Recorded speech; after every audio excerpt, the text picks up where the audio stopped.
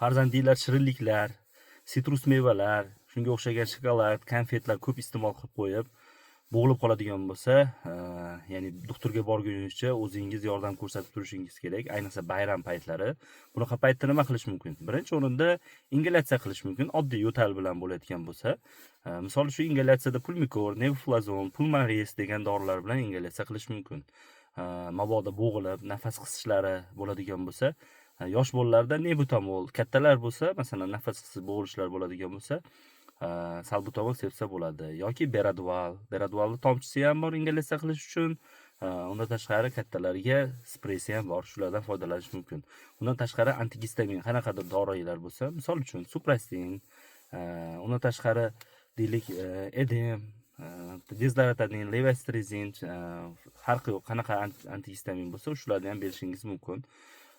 Va uchinchi qilinadigan narsalar bu enterosorbentlar berishingiz mumkin. Misol uchun polisorb, yana undan enterosorbentlar turi ko'p. Shularni doktorga borgungacha berib turishingiz kerak. Chunki bayram arafasida juda ko'p shifoxonalar ishlamaydi. Video foydali bo'lgan bo'lsa, obuna bo'lib qoling.